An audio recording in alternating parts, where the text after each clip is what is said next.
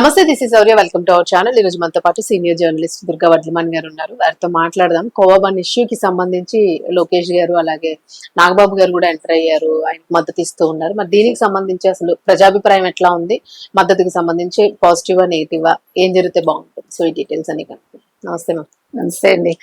Ma'am, మనం చిన్నగా అయిపోతుంది ఇష్యూ, 10 రూపాయల బన్ ఇష్యూనే ఎంత పెద్దది చేస్తున్నారు, అనవసరంగా ఆయన కడుపు కొట్టారని అంటూ ఉన్నాం. 90 అంటే ఒక 80% పీపుల్ ఆయనకి సపోర్ట్ ఇస్తూ ఉన్నారు.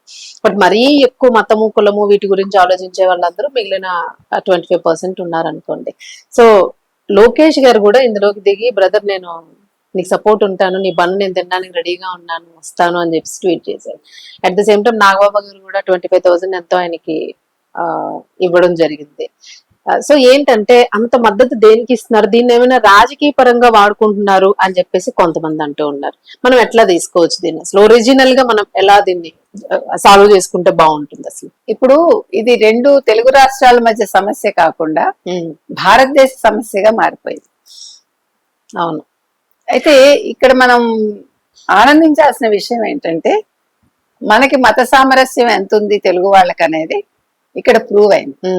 మీరు ఆ కోణంలో తీసుకోవాలి. అంటే ఒక వ్యక్తి నష్టపోతున్నాడు అనుకున్నప్పుడు, అతను మతం కావచ్చు, అతని కులం కావచ్చు, మీరు అన్నట్టుగా అతని వ్యాపారం కావచ్చు, అప్పుడు అతనికి చాలా పెద్ద అండ దొరికింది. మనకు తెలిసి పరిటాల శ్రీరామ్ ముందుకు వచ్చారు. అవును. నాగబాబు గారు 25,000 ఇచ్చారంటున్నారు. అవును. లోకేష్ గారు బ్రదర్ నేనున్నాను, నేను వస్తాను అని అన్నారు. అవును. అది కావాలి. అక్కడ అతని చిన్నవాడా పెద్దవాడా, అతని కులం ఏంటి మతం ఏంటి అది కాకుండా ఒక చిన్న విషయం ఎంత కాంట్రవర్సీ అయింది. అయితే ఇక్కడ ఎవరిని మీరు నిందించాలి? ఇప్పుడు అడిగిన వాళ్ళని నిందిస్తారా, లేదు ఆ ఏర్పాట్లు చేసిన వాళ్ళని నిందిస్తారా? ఇవాళ ఆ ఏర్పాట్లు చేసిన వాళ్ళని ఏం చేయాలి? ఫుడ్ సేఫ్టీ అధికారులను పెట్టుకోవాలి. ఇక మీదట దీన్ని బేస్ చేసుకుని మీరు జాతరలు కావచ్చు, ఎగ్జిబిషన్స్ కావచ్చు, ఎనీథింగ్ పబ్లిక్ వచ్చే ప్లేస్ లో ఉండే వాటి మీద ఫుడ్ సేఫ్టీ అధికారులు విచారణ చేయాలి.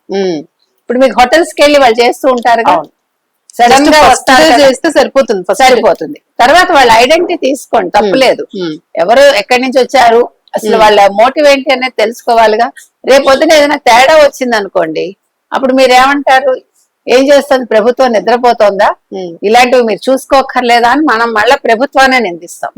ఇవాళ అతను ఎవడో ఒక రిపోర్ట్ అడిగాడని మనం దాని గురించి ఇష్యూ పక్కన పెట్టేసి ఇది చాలా విషయాలకి తెరదీస్తుంది. మనం కూడా బన్ మస్కానో లేకపోతే కోవా బన్నో మస్కా బన్నో అతన్ని మనం సపోర్ట్ చేస్తున్నాం. మనకి ఇష్యూ అతని మతం కాదు. కాకపోతే ఏంటంటే మీరు దేన్ని మీరు ఆపుతారు. ఎందుకంటే ఇప్పుడు మనం ఆల్రెడీ మాట్లాడుకుంది, పానీపూరి కావచ్చు, మామిడికాయ ముక్కలు కావచ్చు, పానసంలు కావచ్చు, నూడిల్స్ కావచ్చు, పిడత కందిపప్పు కావచ్చు, అవన్నీ ఓపెన్ గా అలా ఉంటాయి. ఈవెన్ బర్ఫీలు కావచ్చు, కొబ్బరి బర్ఫీ అందరికీ తెలుసు, బోల్డ్ డస్ట్ వచ్చి పెడతారు. తర్వాత చేతికి చుడతాడు చూడండి, పింక్ కలర్ లో ఉంటుంది, పీచ్ మిఠాయి టైప్ లో. అది వాడు ఇలా చుట్టుకుని వస్తాడు కదా, దాన్ని తీసి వాడు సాగదీస్తాడు. వాడు ఏ చేతులతో చేసిస్తున్నాడు, కానీ మనకి అది చాలా టేస్టీ అనిపిస్తుంది. పరిగెట్టి మరి తెచ్చుకుంటాం. ఇప్పటికి కూడా మనం టెంప్ట్ అవుతాం. గుర్తు పెట్టుకోండి, ఆ చిన్నతనం గుర్తు తెచ్చుకుని ఇప్పుడు మీరు అన్ని మర్చిపోతారు. మీ శుభ్రం మర్చిపోతారు, మీ వయసు మర్చిపోతారు, మీ పొజిషన్ మర్చిపోతారు. నిజంగా మేడం, వాళ్ళ తీసేటప్పుడు కండలు ఇవన్నీ చెమట కారుతూనే ఉంటాయి. చిన్నప్పటి నుంచి నేను కూడా చూస్తున్నాను. మనం పట్టించుకోవాలి, అసలు అది చూడం. మనం అదే చెప్తున్నా, మనకు అది కాదు, అది తినడం అనేది మన పరమార్థం. అందుకని మనం కొన్ని ఇప్పుడు మీరు ప్రశ్నించడం మొదలు పెడితే పూర్తిగా ప్రశ్న ఎక్కడి వరకు వెళ్తుంది, ఎవరిని వదలాలి, ఎవరిని ప్రశ్నించాలి. కాకపోతే ఏంటంటే ఇంక మీదట గవర్నమెంట్స్ వీటి మీద దృష్టి పెడితే మంచిదే, టెస్ట్ చేస్తే. ఇప్పుడు దానివల్ల ఎవడు నష్టపోయాడు, ఎవడు నష్టపోలేదు, ఇంకా సేల్స్ పెరిగా, ఇంకా నన్ను అడిగితే అతను ఆర్థికంగా పుంజుకున్నాడు, ఇది మంచిదైంది అతనికి.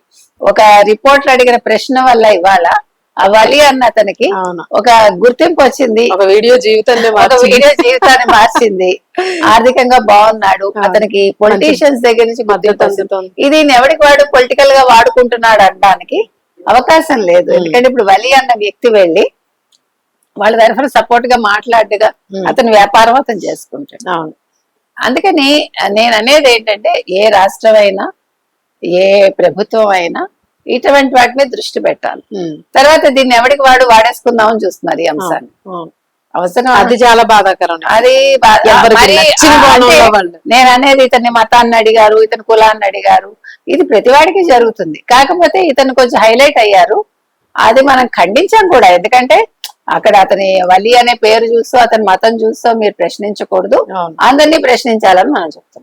ఇప్పుడు పానీపూరి అమ్మే అతను ఎంతో, ఇతను అంతే. పానీపూరి కూడా అతను వేళ్లతోటి ఇలా ముంచి తీసి మనకి ఇస్తాడు, అవును. But we are enjoying. అంత టేస్ట్ ఇంకెక్కడ అది ఏ రాదు. వాటరో, ఎక్కడి నుంచి అసలు మనం వాడుతున్నాడో పట్టించుకోం. చూడు. అసలు అలా ఆలోచిస్తే మీరు ఏది తినలేదు, ఏది తినక్కర్లేదు. మనం తినలేం ఫస్ట్. అవును. కాబట్టి ఈ ప్రశ్నించటం అనేది ఎక్కడ ప్రశ్నించాలి, ఇది ఎక్కడ ఆగాలి అనే దాని మీద ఉమ్, ఒక అవగాహన ప్రభుత్వాలు కల్పించాలి. అవును, కరెక్టే. ఎందుకంటే ఇప్పుడు జాతరలు ఇట్లాంటివంటే లక్షలాది వేలాది జనం వస్తారు చాలా, కాబట్టి ఎందుకంటే అలాంటి చోట కొంచెం దృష్టి దృష్టి సారించాలి కూడా. తప్పు లేదు. ఇప్పుడు అతనికి ఒక ఐడెంటిటీ ఉందా లేదా అది ప్రభుత్వం అడగాలి, మీరు నేను వెళ్ళి అడగక్కర్లా. అవును, right. Thank you. Thank you.